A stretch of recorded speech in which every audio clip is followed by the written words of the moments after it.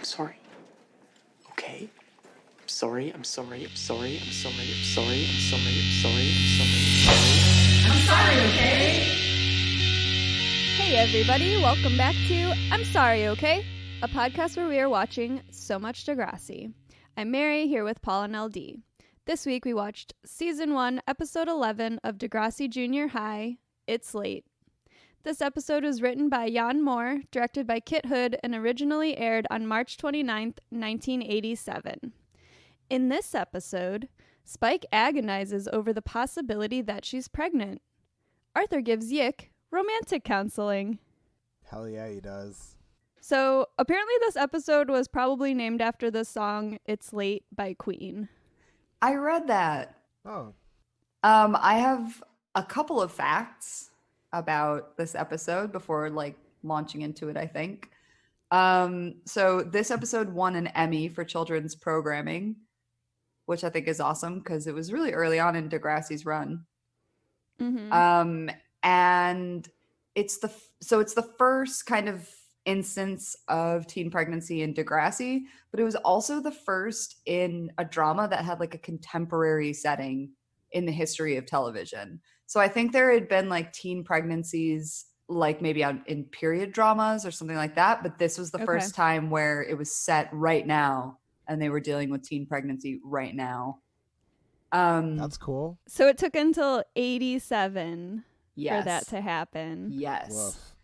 And then also a lot of fans thought that the actress Amanda Steptoe, who played Spike, was pregnant in real life, but she wasn't. And then in an interview sometime, I think it was in the 90s, she was just like, I hadn't even had sex yet. And everyone was like writing me letters, like thinking I was pregnant.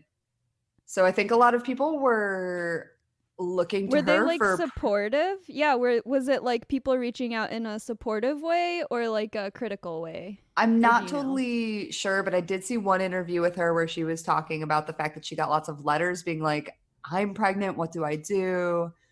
So people really thinking that she was going through that in real life and she wasn't. But also just like shows how underrepresented that experience is, that other teenagers were just like kind of desperate for somebody to relate to or talk to, or that was like going through a similar thing as them. Well, she did a good job. I think she represented the character really well, and so I could see why someone would connect to that, especially in the 80s when you have probably very little access to information of any kind.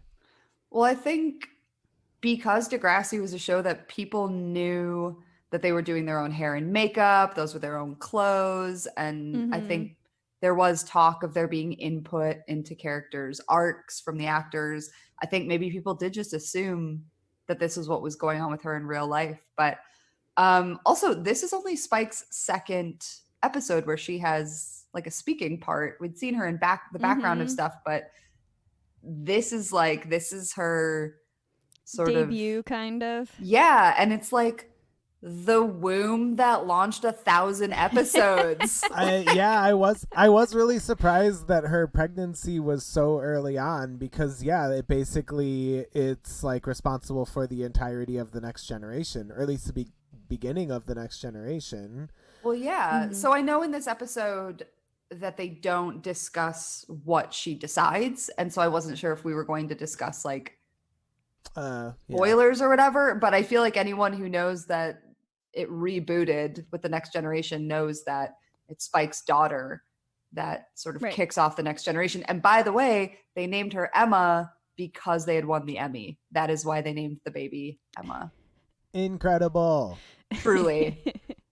I love to give facts. I have so many more through this episode. Like, I really went down about 45 minutes in total of reading about the history of the at-home pregnancy test.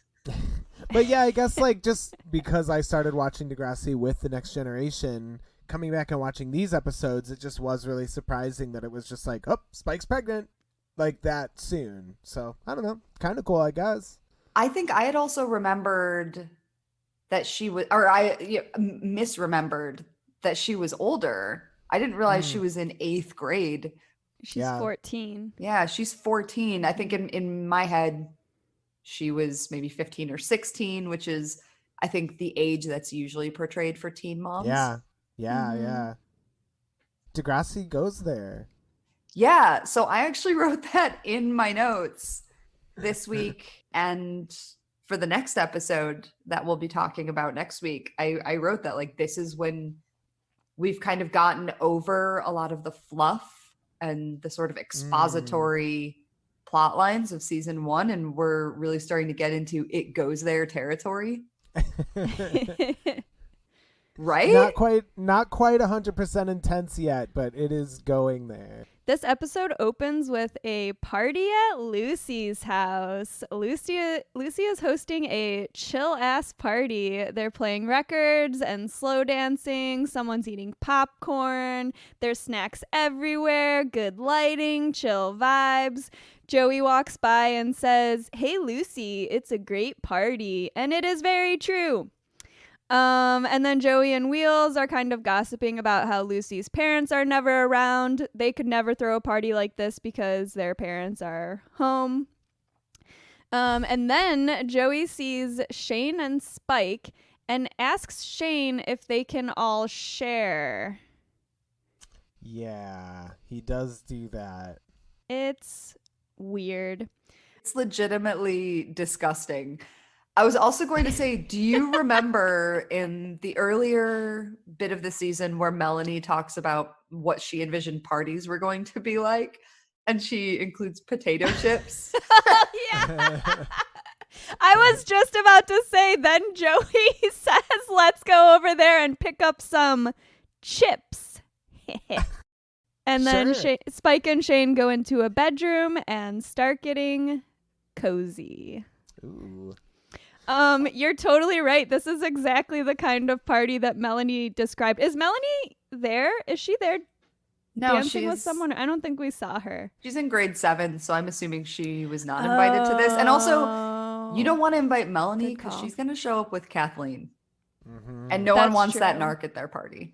No one wants a narc who's going to judge everybody, but also potentially take poppers. Oh, yeah. New Zealand zappers. I would Zappers. love to see her on poppers.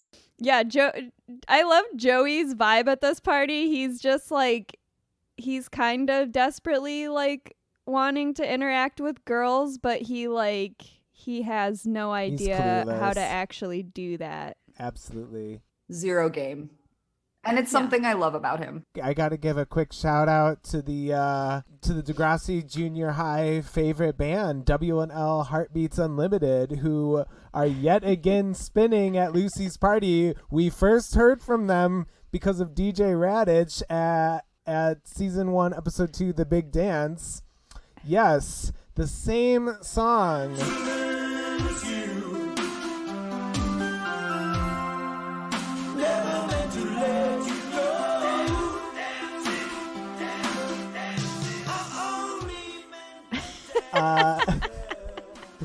It's a Degrassi hit. Yes, so they are jamming. I mean, this song kicks ass. They're all feeling it. So we were watching this, and I was like, why do I recognize this song? Like, what is this? And then I went back to my notes for season 1, episode 2, and yes, it is Dancing on the Screen. I did not notice whatsoever. I love that in the Degrassi universe, all the bands that come out of Degrassi only ever have one song. And also apparently the bands they listen to also only have one song. It just makes me want to know what happened to this band and why. I don't know. Well, I mean, the song always gets the teens dancing, so... Yeah. A classique. All right. Was there anything else happening at this party that I missed? Other than the snacks, the dancing, there was some good looks. Joey was wearing a beret. In the next scene, Spike's mom is dropping her off at school and is going pretty hard on nagging her. But she says when Spike's late, it makes her mom late for work, and it's not cool for her clients. Spike's mom is a hairstylist. And Spike's mom also says that she is thoroughly unpleasant to be around these days. She never helps out around the house. And, you know, it's not easy raising her by herself. A little cooperation would make things a whole lot better for both of us. A lot of discussion on things being late. Do you think this episode is called It's Late because Spike keeps running late to class? There's just a lot of things that are late for Spike right now. I also love how much expository dialogue just happened in this one scene in the car. We now know everything we need to know for the rest of the episode about Spike's relationship with her mom. But it was so like clear. the way that her mom is like nagging her is so real. Like the way that they fit it all in together is like so perfect. And we actually see later her mom is like super nice and like, you know, like a really She was a little just like stressed. a chill person. But you can see how like, I don't know if y'all ever had this experience, but like when I would miss the bus and then my mom would have to drive me to school, she'd be real salty about it. Because it makes you late for work and like it's a hassle. Yeah, Those dang also the teens. kind of like piling on of more and more stuff that they're annoyed about is, I think, a very real mom vibe. Mm-hmm. That you know what I and mean? right, like she's kind of keeping a list, but it's also like all of these things seem like they're just like not like Spike at all. So her mom is kind of like what's going on, but at this point she's like irritated by it because it's like affecting her life too. I felt like Spike's mom kind of looks like adult Spike in this scene too. They do kind of look alike. They look enough alike. I'm giving it a like 6 out of 10. Sure. So Spike is late for class, and Raditch, of course, calls her out. He says it's the second time this week, and it's disappointing when such a good student sets such a bad example. Motherfucker gets 3 zings in. Seriously. Like, bro, we get it. He's still out here thinking that shaming kids is helpful to their development. The only thing he's missing is like slapping her wrist with a ruler. Damn. Yeah, it's True. pretty embarrassing, especially if she is a good student. It's just like, why are you like coming hard on someone who's just like late for school? Like clearly anything could be going on. Dude, also, she could be late because her mom was running late. Yeah, maybe doesn't it's a reverse lateness situation. It doesn't have to be her fault. And obviously, we know that's not the case, but I'm just saying, Yeah. surely if he's actually concerned, they can talk about this after class. Like, bro, Exactly. the episode is called It's Late. Get with the program. Yeah. Read the room, Raditch. Bro. Seriously. So Spike just kind of quietly says, sorry. And then she looks over at Shane, who smiles at her, but she just looks away. Mm-mm. I also wanted to note that Spike is wearing my look of the week. Ooh, tell us more. Well, this is an outfit that I have basically worn. It's like a gray button down, like a green and blue kind of plaid blazer.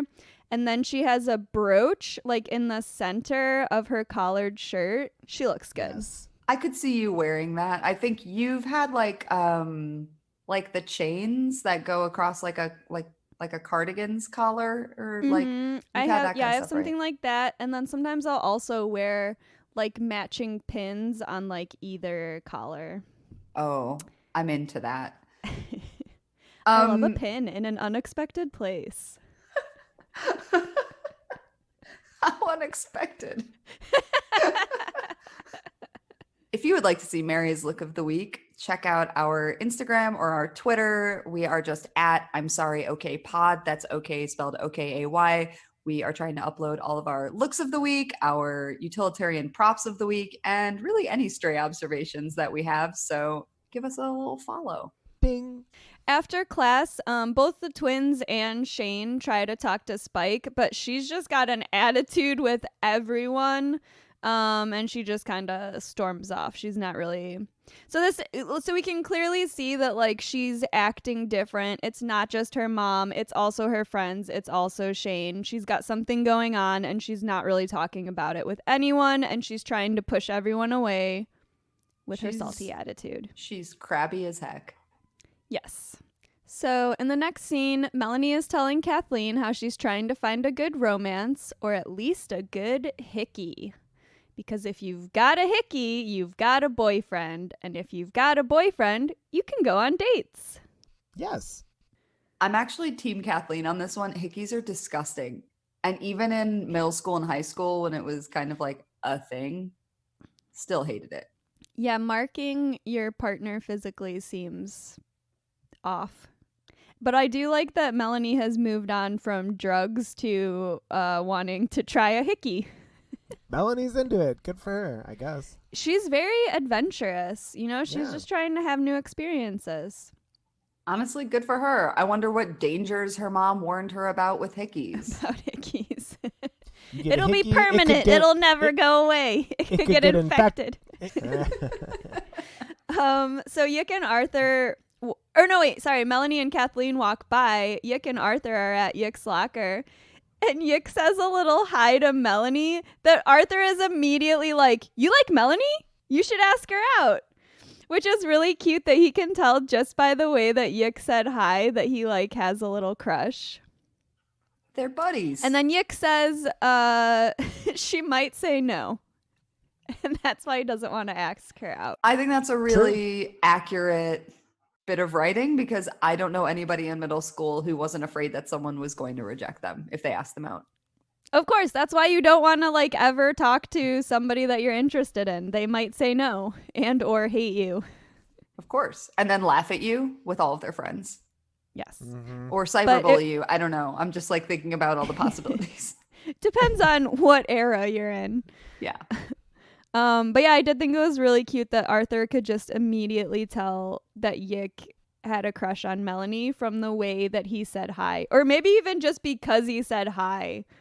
I don't know if we really see Yick talking to any girls. Thinking about the episode now, I feel like he does have the little like heart eyes emoji like vibe going. Yes. It seemed, Definitely. I think it's pretty obvious. It's really cute. Okay. Adorable. So in the next scene, the twins find Spike in the girls' bathroom and ask what's going on. And she tells them her period is way late. One of the twins is like, "Well, you can't be pregnant if you haven't had sex." And then they ask if she's had sex with Shane. And she doesn't really answer, but she just kind of confirms that she has by like looking really bummed out. When the twins are just like, well, you can't be pregnant unless you've had sex. It's just like, well, obviously she's had sex then. She wouldn't be worrying about her late period if she was like, what if it's PCOS or endometriosis? Like, she's 14. Obviously, she's worried she's pregnant for a reason. I think that the twins are just surprised that it's like, so we haven't really seen them all hanging out together, but it's sort of implied that they're good friends. And so I think that they're just supposed to be like surprised that she's had sex and she didn't even tell them. But it is kind of like they're asking like kind of dumb questions, but I think they're just like really shocked. There's a lot of shocked reactions in this episode. I mean, it is surprising when you're 14 and you know somebody who's had sex. Like I didn't really know anybody when I was in middle school who was having sex. Shit was not on my radar at all. Right? And like Absolutely not. and definitely like there were no teen pregnancies at my middle school. I just wouldn't have known. If there were, I would have. That's how far off my radar it was. I just wouldn't have. We were talking about like comics, like professional wrestling and The Simpsons. That was like my existence. Oh, and pizza. That's all the stuff you talk about now. Yeah, exactly. And so I think the other thing with Spike and Shane having sex is that they did have sex at a party where everyone saw them go into a room together. And I didn't mention this initially, but after they go into the room together, when the twins are getting ready to leave the party, they go to try to open the door to the room, but it's locked. Oh, So yeah. so everyone is kind of aware that they were in there together, but nobody really knows what's happened between them. And Spike hasn't told her friends yet. And so, yeah, so it's all leading to like a lot of sort of confusion about the situation. So now we get back to Arthur and Yick. Arthur says he's going to help Yick with Melanie. Yick asks what he knows about girls, and Arthur is like, when you have a sister like mine, you learn fast. Don't even know what that would be referring to. Like there's nothing that he knows about Stephanie that would make him an expert in how to ask out a girl. No, but I did have a thought that there's a lot of eavesdropping among this group of children, and so perhaps he has overheard Melanie talking to her girlfriends about things that girls like. I don't know. That was my only thought, but it doesn't actually make any sense at all. I mean, Melanie is just like walking the halls of Degrassi Junior High reading her horoscope out loud. Yeah, I think that Arthur is just like observant, or maybe he got like a brochure from his mom or something. That sounds more accurate. Ooh, How to talk to a girls. brochure. Mama K coming through with more educational brochures about stuff she should just be talking to her kids about. I was kind of surprised no one gave Spike a brochure in this episode. Damn. Right? There are so many It might have been moments. actually helpful. Yeah. Okay, so this is Arthur's first bit of advice. The thing about girls is you have to get them in the right mood. Which I think is true. Yeah. It's kind of true. Like, I guess for me, I guess I'm just wondering, how does Yick put someone in the right mood to be asked out? Repetitious failure? yeah, Like- repetitious failure, maybe something basketball related. Right? Like this is the thing. Like I'm not sure it's the best advice. It's like fine, but It's pretty boilerplate. I think that it's like, it's okay advice that they don't have any idea how to tell if a girl might be in the right mood or not. yes. So it's perhaps good advice for somebody else.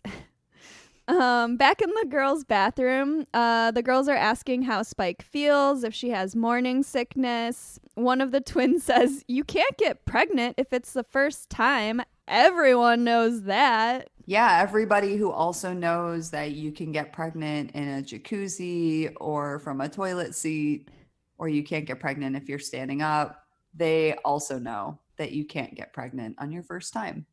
It's science. It's just not fair. I just wrote sex ed in Canada in the late 80s seems like maybe it's not super good. Look, there's a pamphlet, all right? No pamphlet to be found.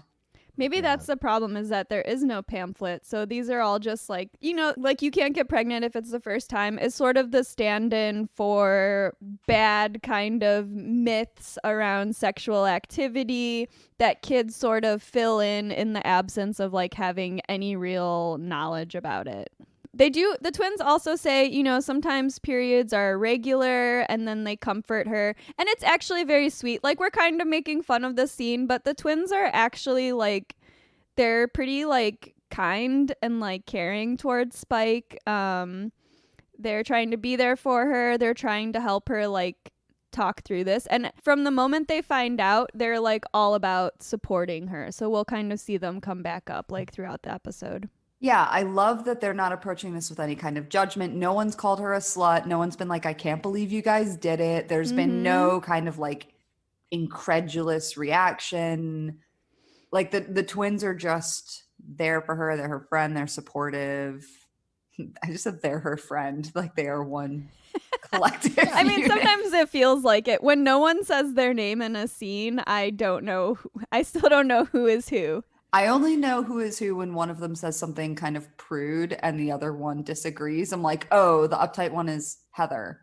And Erica is the one who's like sexually Erica's liberated. more chill. Yeah. Erica's sexually liberated. I don't know, man. But like It's a good way to tell them apart. but I like that no one's been like, oh, Spike, you didn't. You know what I mean? Like they're just like, oh, you think you Right. might be pregnant? Okay, well let's get to the bottom of this. Right, and they're at this point they're trying to be like, no, like you're probably not pregnant, like periods are irregular. It's all of this sort of like rationalization, that like women or like young women might go through when they do miss their period, and they start kind of like thinking through the possibilities. And so at this stage they're kind of with her and being like, no, it can't be that bad. They're trying to be like, don't worry, it's not going to be that bad. At least like initially that's their kind of reaction. So after school, Spike goes to her mom's salon, and her mom immediately apologizes for being snappy that morning. This is how we know that they actually have a really good relationship, and that was just kind of a fight between them, but doesn't seem representative of their general relationship with each other. Something that we talked about a few episodes ago was that when Spike was kind of nagging LD a little bit, but then got more information about why she wasn't doing the project, she also immediately apologized. So obviously, like, Spike's mom is modeling this kind of generous, good behavior and like how to apologize when you're wrong. She learned it from her mama. So I love that that's the second time you've said something like that. The first time I said she got it from her daddy, and you did not like it. Hated it both times equally. Well, I'll try to keep it going just for you. So her mom is cutting a client's hair, and they're talking about someone who is pregnant with their 7th child. Apparently, they have a very nice Mormon friend. Yes, they have some nice Mormon friend. They're like, she must love being a mom.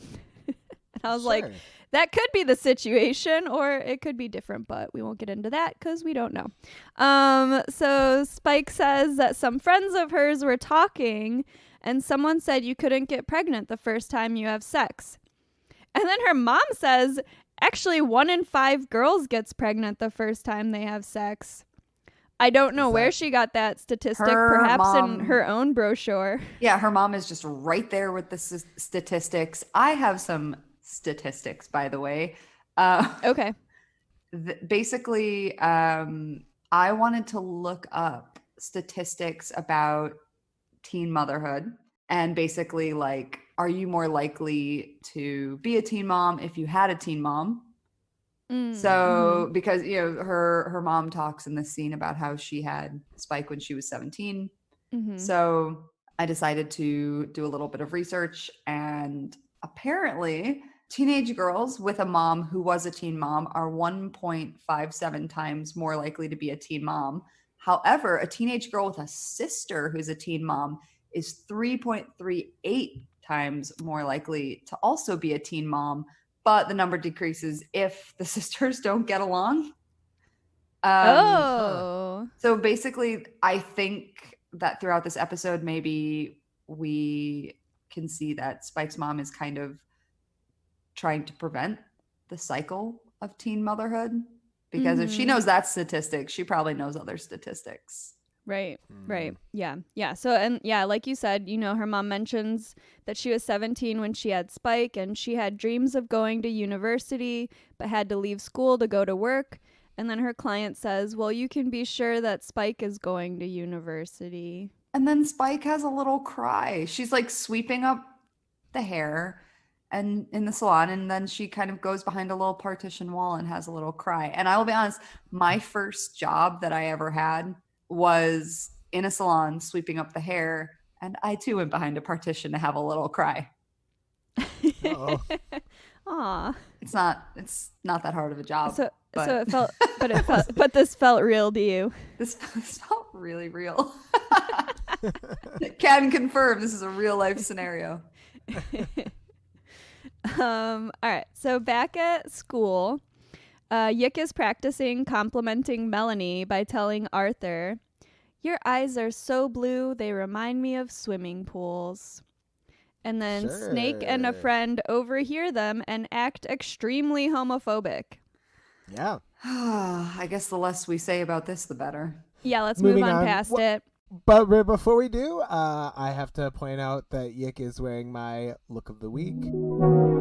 This very simple combination of a unbuttoned polo and some light denim jeans. I love it. This I feel is like a I've very worn this good outfit. look. You have worn Yeah. this outfit. But I like that we both just chose outfits that we have worn ourselves. These aren't like, I mean, this isn't a particularly flashy outfit. Sometimes an amazing outfit is understated and minimalist.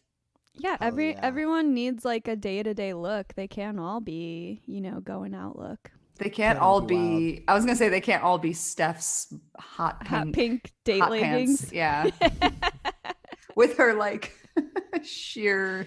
With her little fairy princess tulle skirt. Yeah. Yeah, so Arthur says she can't say no after a compliment, which, Arthur's advice is getting a little bit like into the toxic masculinity territory. I feel like she can't say no after a compliment. Also, I don't know that it's specifically a compliment to tell someone that their eyes remind you of swimming pools. Swimming pools aren't like specifically beautiful or romantic. No. He's trying. I don't know. Like the ocean, at least.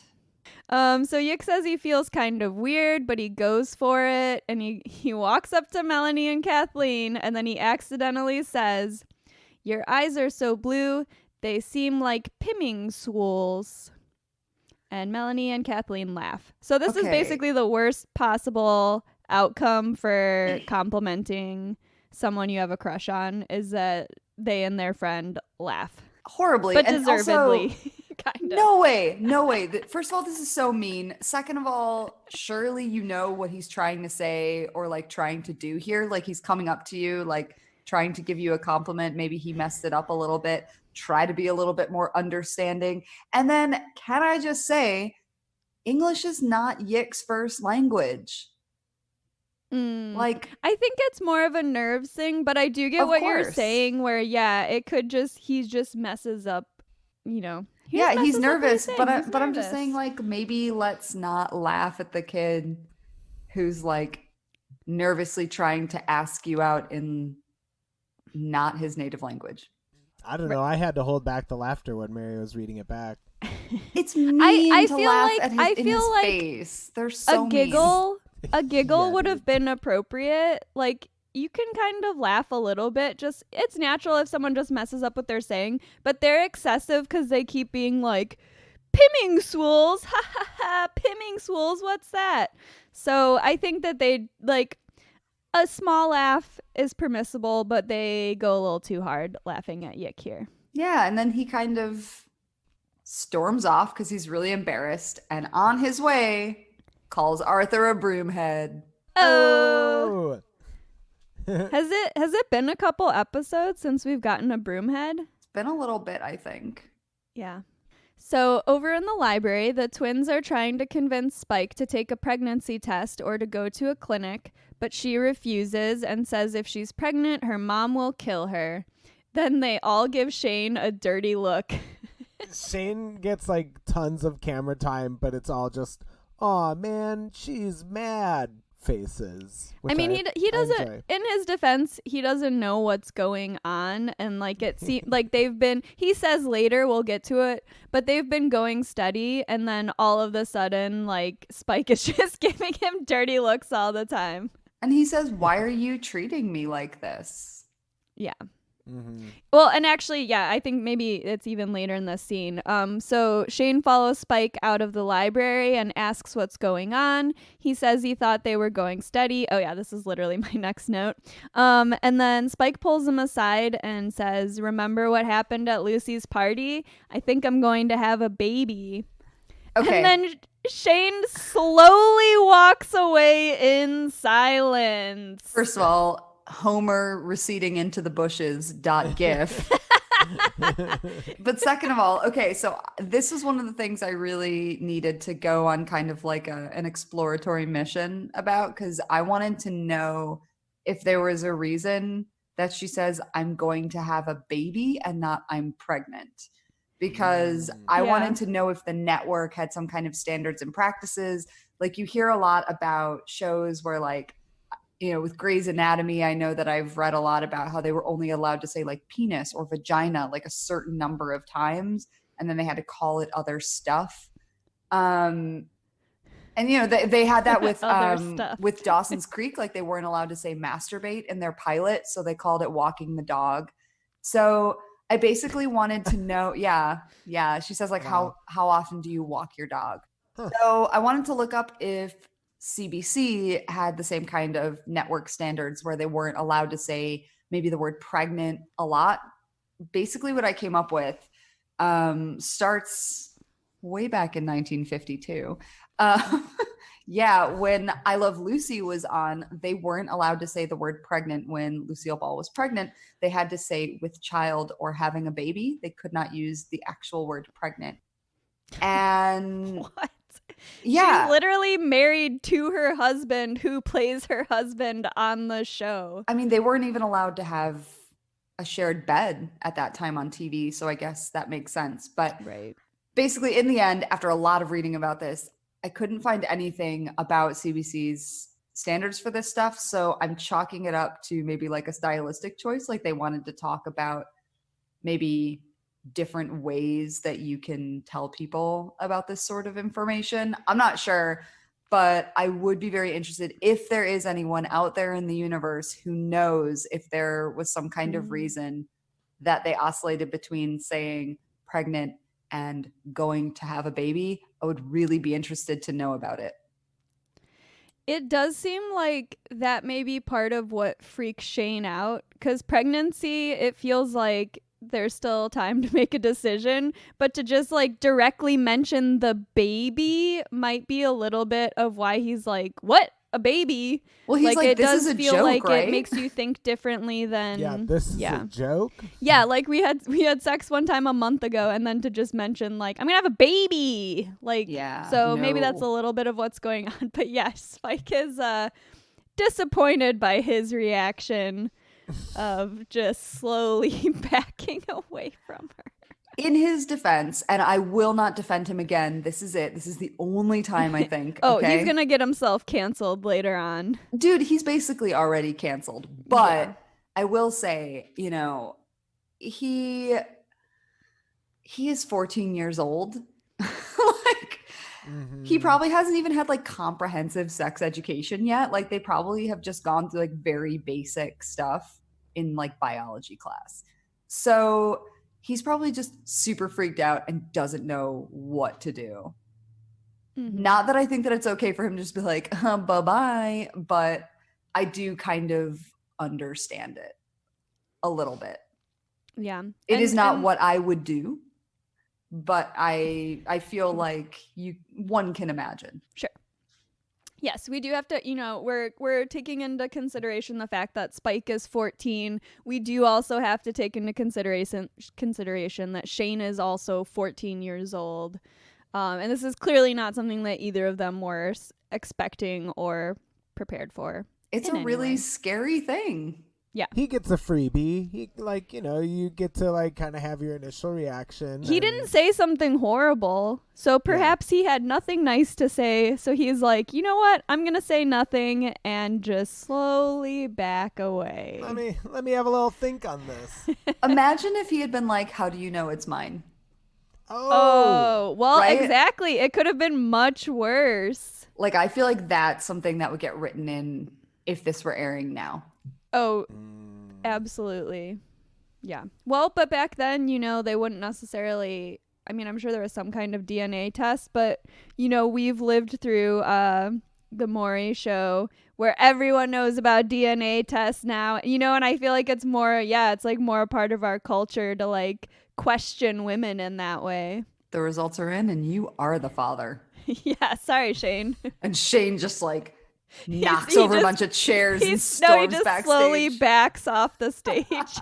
he like walks to the back of the stage. All right, so at school, I wrote the next day. I don't know if this is later that day. Who knows what's going on? But later at school, Vula is showing everyone pictures of her new nephew, Gregory Alexander. One girl is really stoked on babies, but Lucy is basically like, babies suck, which is really funny. I Baby love hater queen. Love Lucy just being like, are you kidding? Yeah, she's very she's just kind of like, they're just like going to the bathroom all the time. You're always changing diapers. They wake up in the middle of the night. Like, she's kind of talking about Lucy apparently has had some kind of sex education, because she's kind of talking about like the realities of having a baby, while everyone else is just kind of gushing over how cute babies are. Which, understandable. It's like a bunch of like Also 14-year-old girls like looking at photos of a baby. Babies are cute. Yeah, all of these things Yeah. can be true. Babies It's are all cute, true. but also babies do pee 12 times a day and never sleep. So Yeah. I feel Oh, yeah, like, that's what she said. She says they pee like 12 times a day. Yep. And and like Spike and Shane are kind of looking really somber during this conversation, and it's just like, soon it will be you, Spike, who is being peed on 12 times a day. Yes, exactly. Because as usual, everyone is just kind of listening in to whatever conversation is happening. So yeah, Spike and Shane overhear this. And then Spike kind of looks at Shane, and he just like won't look at her. And Spike just looks so conflicted. She's like working through feelings, and she's not on the other side of anything. She's like really confused by this whole situation. So she is finally starting to like talk about it and getting kind of varying reactions. But yeah, she looks pretty upset here. I mean, her acting in this scene is so good. Like, her nonverbal acting, she goes through so many different facial emotions. Like, she looks confused, she looks lonely, she looks worried, kind of all at once. And I love that, like, people around them, as Raditch is reading out this poem in class, like, people around them are noticing that she's having this moment, and you know that she and Shane are having a moment. I'm not sure that I really buy Joey's emotional intelligence in this scene. Unbelievable. Okay. I don't buy it. I think so. Joey, I think, is just like on the case. Like, yeah, he notices them looking at each other, and then like after class, he and Wheels follow Shane into the boys' bathroom, and they ask like, what happened at Lucy's party? Did they or didn't they? And Joey's actually been asking Shane this like since he saw them go into the room together. So yeah, Joey definitely is not emotionally intelligent, but he's sort of obsessed with like whether these two have had sex. And so I think he's just like, because of that interest, he's just like kind of like hyper aware of like how they're acting towards each other right now. Also in this scene, Wheels and Joey have my collective looks of the week. Joey just has like a really great printed shirt with his jean jacket and his fedora over it. And then Wheels is wearing this like red, white, and blue shirt that just looks honestly so good. It's like if a hockey jersey were also a polo? It's like I think it's a rugby shirt, technically, maybe. I think it's rugby. Okay, so it is sports related. It is a sport. Inspired. Yeah. I doubt that Wheels is playing rugby. Joey also, his denim jacket is like kind of cropped a little bit. Like I also love this look. Yeah. It's so good. And I like this hat better. I don't really like Joey in a beret, I've got to say. No, I prefer his fedora. No one can match Beret Girl. Oh, yeah, Like Beret on that Girl. level? Yeah, that's true. She was the only one that looked good in the beret. That's why she's Beret Girl. It's a very difficult look to pull off. I personally cannot wear any hats. As previously discussed on this podcast, I look bad in all hats. Same. You look good in a hat. You look good in a hat. Only some hats. I have like 2 hats. Yeah, shush. Okay. Shush your beautiful face. You look good in a hat. Okay, I'm the Joey Jeremiah of this podcast. I have the most extensive hat collection, which is like 2 to 3 hats. So Joey's asking like, did you or didn't you? And then Shane responds by saying, hey, what would you guys do if you got someone pregnant? It's not the guy's problem, right? And Just Joey's totally like, hypothetically. yeah, just totally. A friend of mine had a question, totally not me. And then Joey's like, it'd sort of be his baby too. So at least Joey is like I don't know. He has kind of a good response to this where he's like, no, dude, that is your problem. And Joey also says, like, is Spike pregnant? But Shane doesn't. Shane does his typical non-response. Shane says, no, it's just a question. Because, like, Oh, yeah. obviously he's, like, asking for a friend who totally goes to another school. You wouldn't know him. Yeah. And there was earlier, I didn't mention it, but I think earlier, Joey's asking him and Shane has more of a like, wouldn't you like to know kind of response. But yeah, now clearly his response has changed. Not so smug now, buddy. The fact that he thinks that this would only be Spike's problem is extremely problematic for me, because I just have a feeling that this whole thing wasn't really Spike's idea in the first place, but now somehow it's just her problem. I mean, here's the thing. We haven't met Shane's parents yet, but when we do, you're gonna...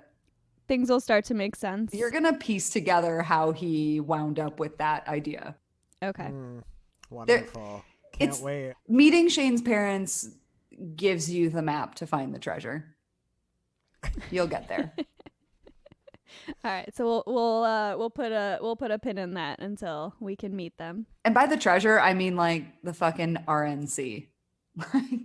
Yeah. Oh yeah, we get some definite conservative Republican vibes from him later on. Big Republican energy. But first, we have something a little more posy, which is Melanie reading her horoscope to Kathleen. She doesn't say what star sign she is, though, and that really bothers me. Yeah, she's just kind of going over like what her reading was, and she says that she'll receive a surprise gift today. And Arthur overhears this and steals some flowers from their teacher's desk and tells Yick, girls like to get flowers. They think it's romantic or something. Here, shove this in her face. Yeah, so Yick tries to give Melanie the flowers by shoving them directly into her face. Very bad delivery. Yeah, this is not how you deliver flowers. Apparently, he needed more instruction on how the flowers would get from him to Melanie. But Melanie has extreme allergies and immediately starts sneezing uncontrollably until she ends up throwing her papers everywhere. I'm sorry, but this is real. I have been given, as I was a teacher, and often I would be given flowers, and as soon as they were handed to me, I would just start sneezing. At best, Really? My nose would just, yeah. No way. I am extremely allergic. It maybe wouldn't be as like comedic as Melanie's reaction, but no, definitely like flowers of any kind aren't good. Keep them away. All I right. don't want them. Rather than it being a nice, lovely gesture of affection, I take it as a threat to my safety. Well, okay, I was going to be an allergy truther, but I believe your experience, and now I think that this is a realistic scene. Yeah, I was going to say, this does not track for me. Like, I've never seen, like, I grew up with a mom who was allergic to roses, and, like, I've never seen anyone just, like, sneeze that much. Completely lose their shit. Like, immediately upon receiving something. Mary, remember you were teaching at one point and you got like a bouquet of flowers from like a student and you brought them home. I came home that day and I think I like opened up the door and I was just like, are there flowers in here? Like I stood at the front door. I did not enter the house. I was like, there's Like, a problem. did you bring flowers into this house? That is an exact quote, I'm sure. That is not an exact quote. That is It such was a bummer. really sad, though. Then I had to try to find someone to take the flowers. That's It was like honestly the this- biggest bummer, guys. Like, whenever I'm having a bad day, I love to buy myself a little bouquet of flowers. Yeah, no, I felt for Melanie here. My Not in compromise, this house. my compromise has been dried flowers, which don't seem to bother Paul. So I love dried bet. flowers, and they last a very long time. Look, if you murder the flowers slowly, then I have no problem with it. as long as they've suffered. But also, there are two broom heads in this scene. So Yick, Ooh. when he's marching over to Melanie, says he feels like a broom head. Oh. And then after this like comedic allergy reaction, Yick calls Arthur a broomhead because he is humiliated again. Yeah. I do also like that even though they're not like fighting over a girl, in some ways a girl is coming between them because they just keep like getting into arguments and calling each other broomheads. Yeah, but that's like as far as it goes, which is really nice. That's true. They're nice friends. That's as far as it needs to go. So the twins find Spike after school and they tell her that they're going to go to the clinic with her, but she says she's not going. So instead, they tell her that they'll buy her a test from the drugstore because she has to know for sure, and there's nothing to be embarrassed about. This is another very sweet scene between this friend group. They're just like waiting for her. So they clearly like talked about this at some point, and they're just like, Spike can't go through this alone. We're going to be there for her. Also because Spike is kind of refusing to take any actions to address the situation. But so they're also like, all right, so like we'll do it, which is great. And the fact that they tell her that there's no reason to be embarrassed. I loved this friendship moment. Yeah, I did too. Did you guys ever know anybody who thought that they were pregnant but refused to take a pregnancy test? No. I don't think so. I feel like I've just like been witness to this many times. And often it was like I'd have a friend whose like girlfriend was refusing to take a pregnancy test. And I think I'm much more aligned with the twins here because I was always just kind of like, just take a test and then you can figure out what you're going to do. But like I remember in college, I had a friend whose girlfriend for like 2 weeks was saying like, well, I might be pregnant, but wouldn't take a test. She like refused to take the test. What the fuck? Right? But yeah, I feel like I saw that come up a couple of times. Like I feel like I would see girls talking about maybe I'm pregnant and not taking the test. And it was always really confusing to me because I think I'm very kind of like motivated by like problem solving and like I'm solutions oriented. And so for me, I never really understood why someone wouldn't want to know what the situation was so that they could then figure out what to do about it. But I remember just having to tell my friend, like, dude, you've got to give her time, but you've also really got to figure out if, you know, your girlfriend is pregnant. Yeah. But so I also really respect the twins in this scene because not only are they being super supportive, but they're also just like, we are here for you, but you really have to do this. Yeah, I think for Spike, you know, taking a test or going to a clinic is acknowledging what's happening and it makes it real. And I think that she's still trying, you know, she's still hoping that if she just ignores it, it'll go away. And I think, unfortunately, that's what a lot of girls, like teenage girls who get pregnant, like they have the same thing. Like if I just ignore it, maybe it just won't go away. Or if I can just like pretend it's not happening. Because, you know, you'll read about girls who suddenly have a baby and they like didn't even know they were pregnant or something like that. I mean, there's even other plot lines on Degrassi as we move forward in the years where someone thinks they're pregnant and it takes like an entire episode for them to take a test. Or there are pregnancy storylines where it's a surprise, but they're really far along, or you know what I mean? It happens. I think also, you know, if this is the first time Spike has even had sex, maybe she's never even been to a gynecologist. Like, she doesn't know what going to the clinic actually means or how invasive that might be or whatever. So she's just kind of still in denial about everything. And I honestly feel like part of it is because she hasn't talked to her mom yet. She's sort of, like I said, she's sort of starting to tell, you know, Shane and her friends, but she still hasn't talked to her mom, and that might be a little bit why she hasn't really done anything to really like address it yet, because it seems like her and her mom are supposed to be pretty close. Back to Yick, and he's finally just gonna ask Melanie out, and he's basically like, hey, to make up for before, would you want to like go out on Saturday morning? And Melanie is like so stoked. She like turns around and looks at Kathleen and she's like smiling and she's like a date? Yeah, so we don't really get much more out of this scene. We'll see their date later.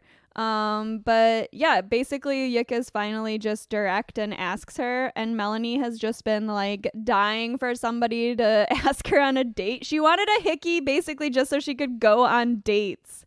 Like that was her whole logic earlier. Really putting the cart before the horse there. But also like I don't think Yick will be giving anyone a hickey. No, but Yick's No. date is, he asked if she wants to go skating together on Saturday morning, which I think is just like a very wholesome, sweet idea. Because first of all, it means that if you're having fun, you've got the rest of the day and maybe you could do something else.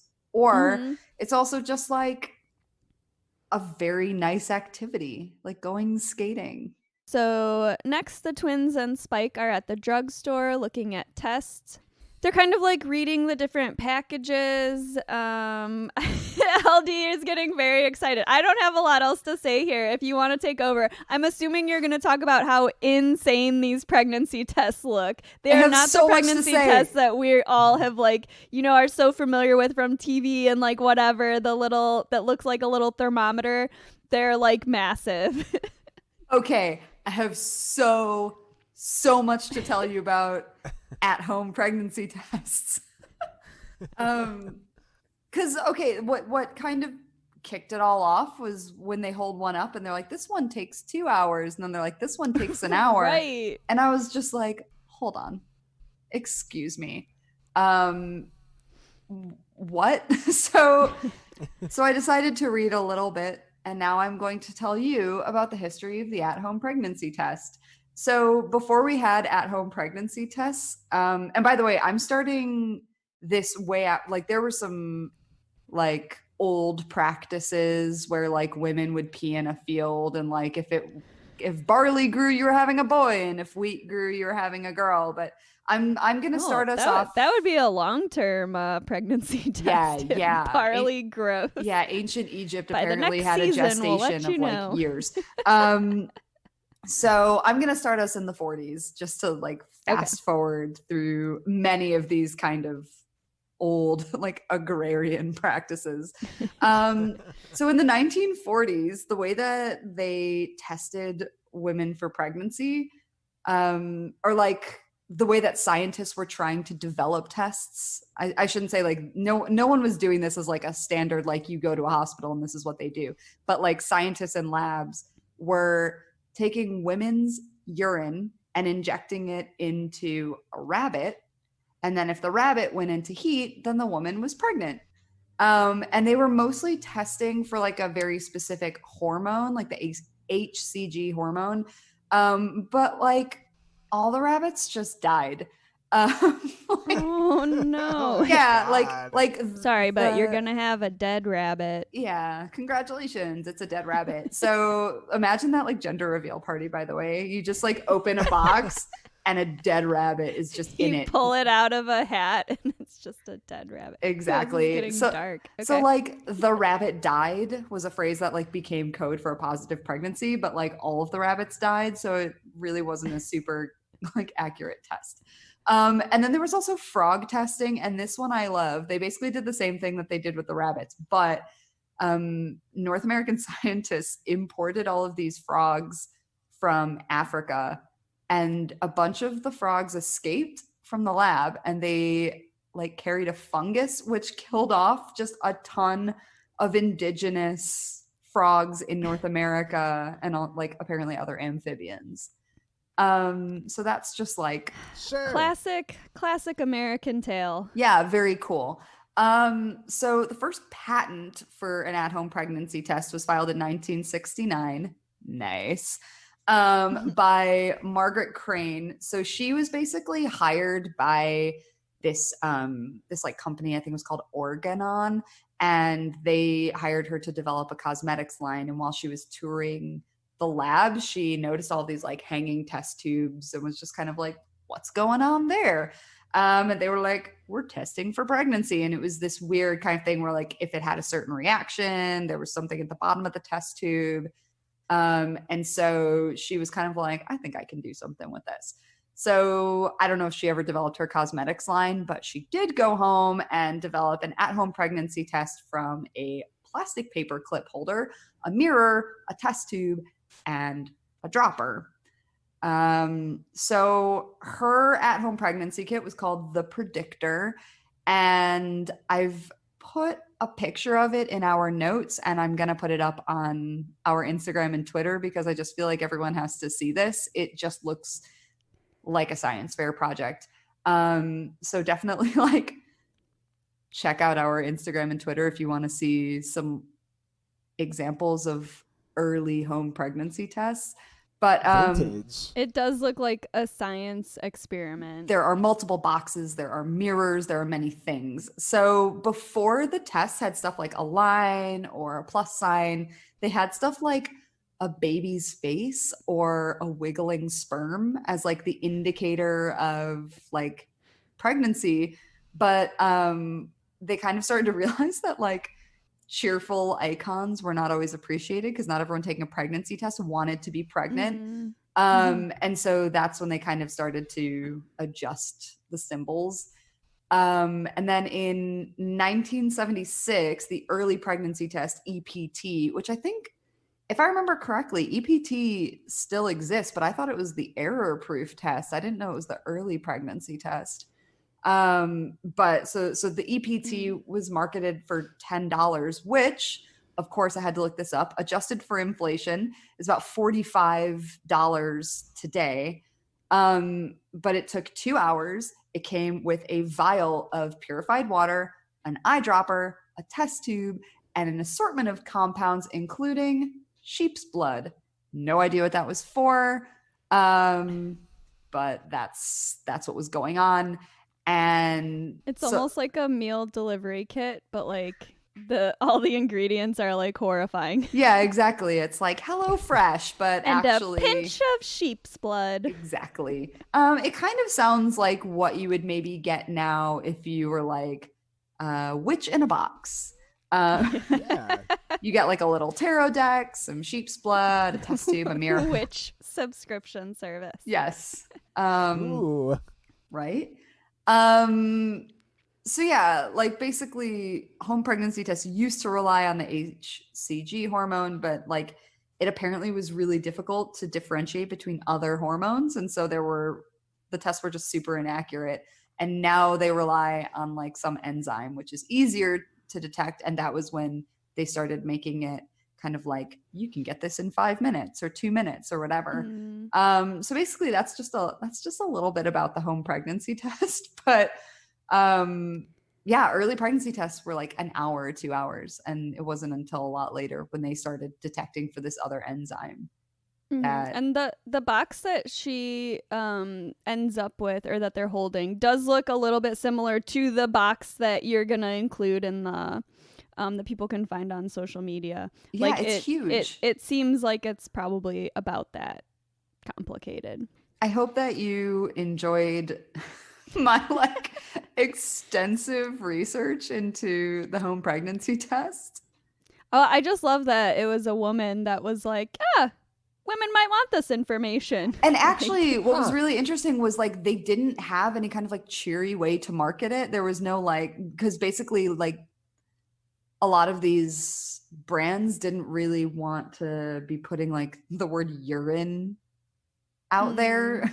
Like there was urine no like analysis. Yeah, no one was like going to be excited by that. So they marketed it more as kind of like a women's rights sort of thing where it was like, find this out in the comfort of your own home. You don't have to go to the doctor. Like you deserve to be able to know this information yourself on your own time and like have your own moment with it. And I don't know, they marketed it more for like the progressive woman. Right. So yeah, anyway, I think that like in this scene where they're picking out these tests, like the twins are being super supportive here. Again, they're not judging Spike. Like they just are trying to help her to understand what's going on. And I think that this is a really great scene for that. Because I do feel like pharmacy scenes on teen shows are often used for like either dramatic effect or slapstick effect. And like I really like Joey yelling out to Steph's mom when he and Wheels are looking at condoms. Exactly. It's like, yeah, it's like for comedy. But yeah, they're just helping her read through the instructions and like to choose like the best one. And Spike does when they all leave the drugstore, she thanks them for coming with her. They're such good friends. So we're getting to the big scene now. So it's dark as Spike heads home. When she gets there, her mom is making dinner. She asks where she was. Spike says she's not hungry, and she's gonna go to bed. She's tired, not feeling well. But her mom says she needs some good hot food, and she'll feel a whole lot better. She's not wrong. She's not wrong.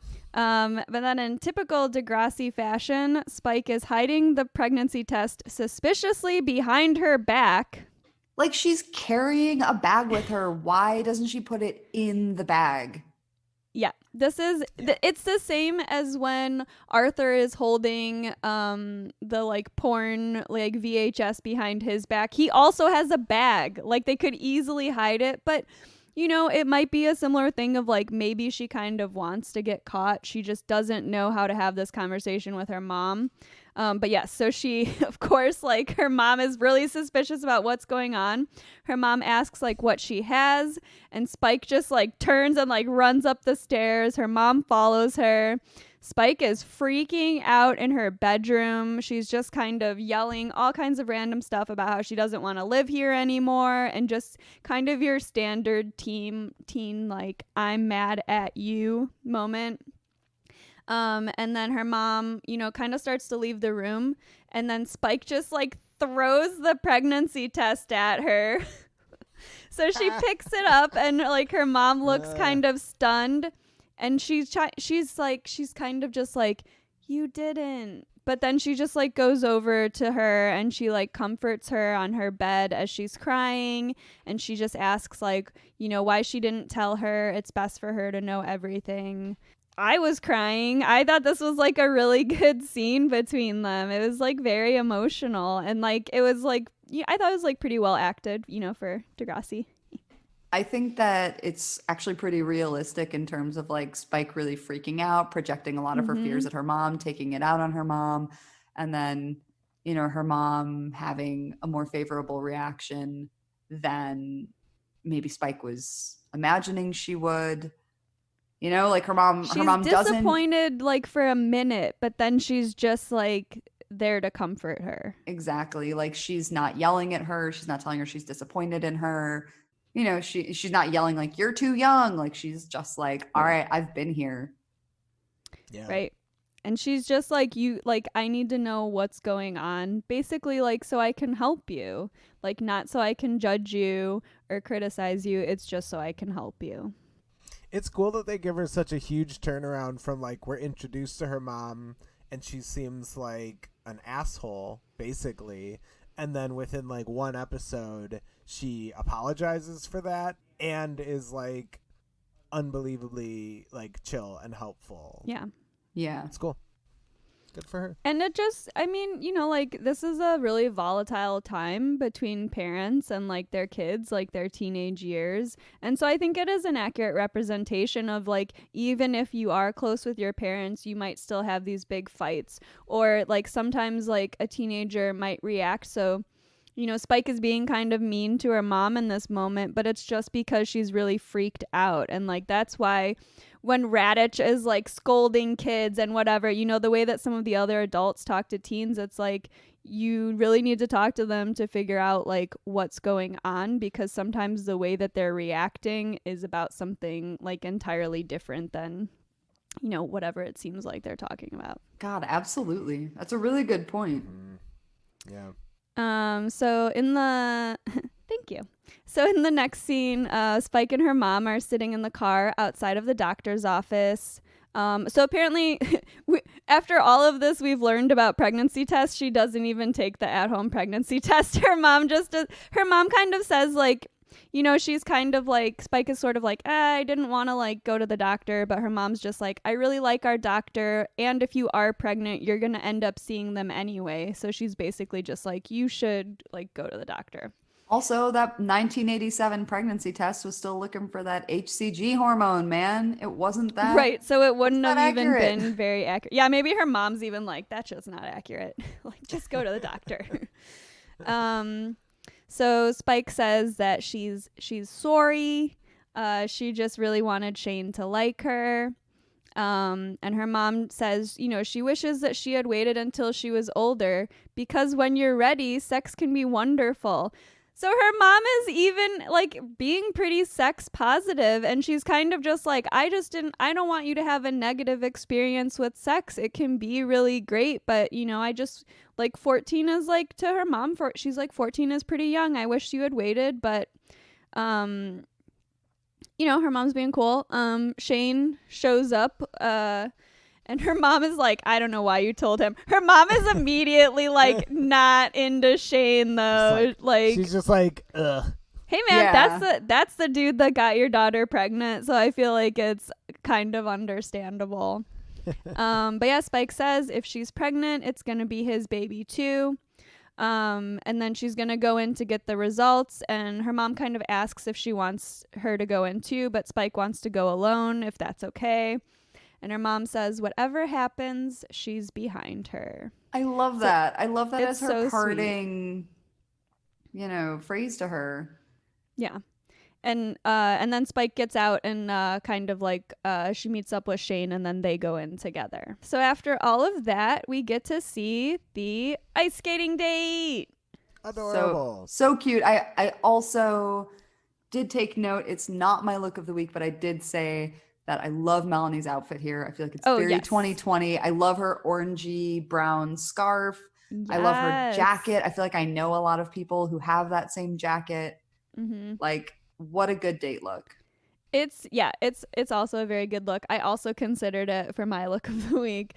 And yeah, they're just being really cute. I think they're like kind of holding hands, skating around together. Melanie like falls down. They're laughing. It's all very cute.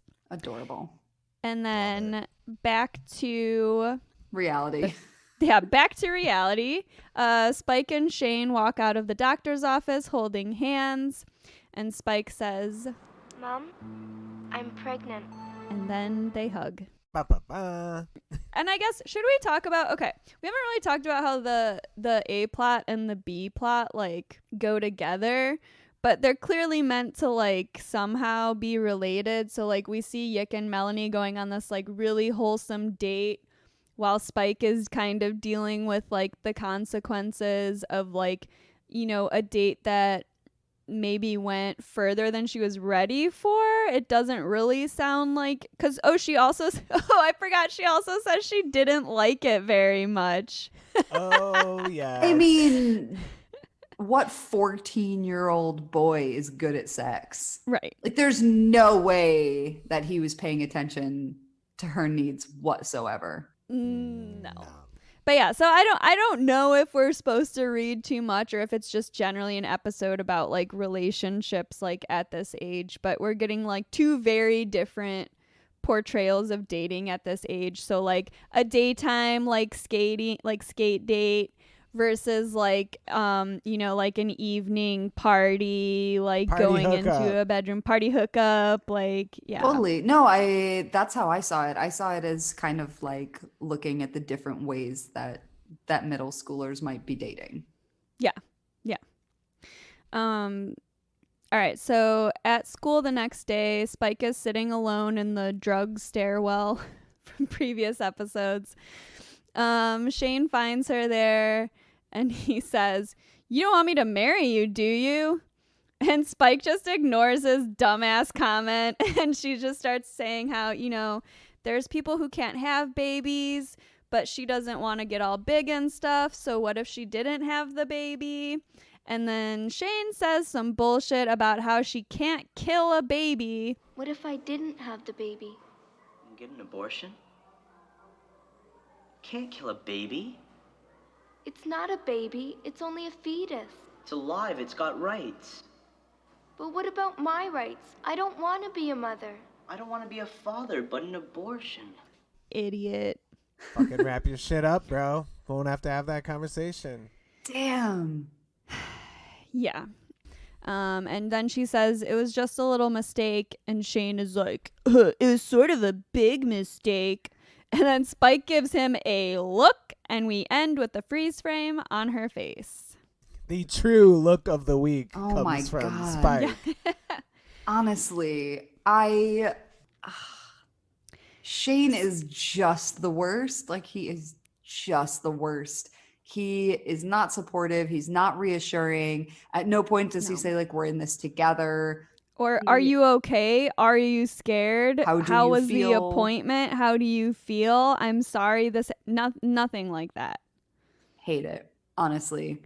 He's basically just like, what am I going to have to do? Except when he starts, judging out the options that she lays out. And so, okay, on one hand, like, Spike has been thinking about this a little longer than he has. So she's kind of running through, like, it's almost like stream of consciousness when she's just like, well, some people can't have babies. So that's kind of a reference to adoption. She's like, but I don't want to get all big and stuff. So even if you like, if you go the adoption route, you still have to be pregnant and have the baby at 14. So then she's like, what if I just didn't have the baby? And like, yeah, she's just kind of going through the options, and all that Shane offers is just like judgment. Yeah. Basically. And how does it affect him? Yeah, he brings nothing to Do the I table. have to marry you? Like, well, what if you fucking Don't worry, do, Shane. dude? Nobody wants that. Yeah, it's true. Nobody wants to marry Shane. She's like, I really wish you wouldn't. I love that she doesn't even dignify that with a response. No, she totally ignores him. But it's also like, well, perfect. what if that is what she wants? Like, you know what I mean? Like, it's kind of like he It's asks not it even in what such a she's way. thinking about. No, but like he's not coming to the table with any like productive conversation. He's just, oh God, he's just the worst. Because right. He's not even like, well, what if we raise the baby together? Would you want to get married? Yeah, exactly. That would be the he's way. expecting her to just have to know the decision. Like, basically, like, you're not going to make me marry you now. So, like, I don't know. Just his whole attitude is very just like, how does this affect me? Yep. Without really caring for, like, Spike's feelings at all. Even though she's the one who is physically going through this experience. Which also, like, really, really explains why the sex was bad. Like, he only cares about himself. He is not attentive to Spike's needs. Of course, she did not think the sex was good. Yeah. Yeah. All right, so Shane is canceled. We hate him. All my friends hate Shane. He stays canceled, by the way. I don't. It's not going to get any better for Shane. I can't. And we haven't seen much of him prior to this episode, right? Isn't he kind He of had one around scene. He's been around. Yeah. the Stephanie, like all the way with Stephanie K Yeah. stuff outside of the bathroom? I think he's sort of around for that, which Yeah. tracks. And he also, I think he's with Joey when Joey shoves Arthur in a locker. Like, he's been like lurking. Oh, he was also like, Wheels is gonna make it with Stephanie when they're like Yeah. like he's the Right. he's been a gossip so far. He's been like part of whatever was going on, but he hasn't been the main attraction until now. Right. And I guess that's the same with Spike. So this is sort of like, even though we haven't been focusing on these characters, they've had their own kind of relationships and like experiences and stuff going on. Yeah, we don't know how long they've been going steady either. That's what, because like Right. for two people who are supposed to be going steady and who have had sex, they don't really seem like they, I don't know, like they know We each other only that really well. saw them together at the party. Yeah. So it could have even just been like on Monday, it's like, ooh, Shane likes Spike. And then on Friday, he's like, do you want to go to the party with me and go steady? Right. Yeah. Like Exactly. it's middle school, dude. Like the timelines do not make sense. Yeah. It's like people in 8th grade are like, my ex-boyfriend, and what they mean is we went to the mall once. Right. Gotta love a mall date. Can't relate. well, this sucks, but I related to Kathleen just in the way that she was like, hickeys, gross.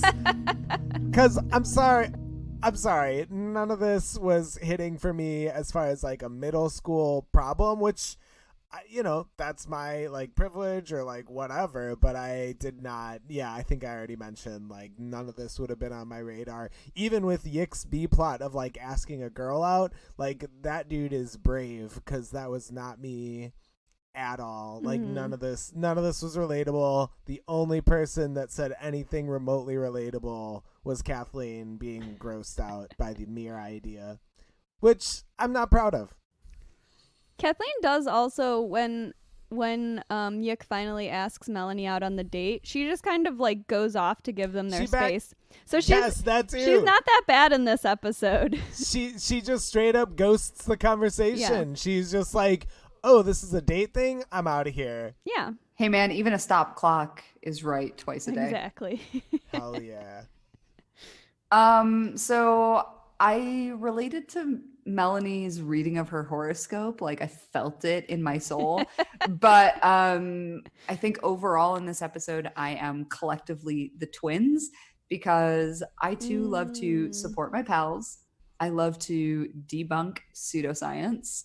And I've convinced a lot of paranoid people to take a pregnancy test. So I think I'm that twin Gemini energy. Oof. No. I didn't really have a good one for this episode. I mostly just related to Lucy's anti-baby stance when she's just talking about how shitty it probably is to have a newborn baby around. She's not wrong. She's not wrong. Only facts from Lucy. Friends, this was a big episode. What did we learn? For me, I learned a lot from Yick as far as how much of a badass he was, the way he was persistent but not overbearing in attempting to ask out Melanie helped me remember and learn that in any situation, it's okay to fuck up a bunch of times. If you keep trying and if you're chill, you'll find your moment. I think that this episode is about confronting the things that we're afraid of. So Yick learns that instead of scheming and trying to passively aggressively get Melanie to like him, being direct and honest and asking her out is probably his best move. And then Spike also reckons with facing her fear, not just of being pregnant, but also of talking to her mom about it. So in the end, her mom is really supportive of her and she wants to be there for her. I think that it's good to face your fears when you're ready, and the episode teaches us that having a good support system will get us through the tough times.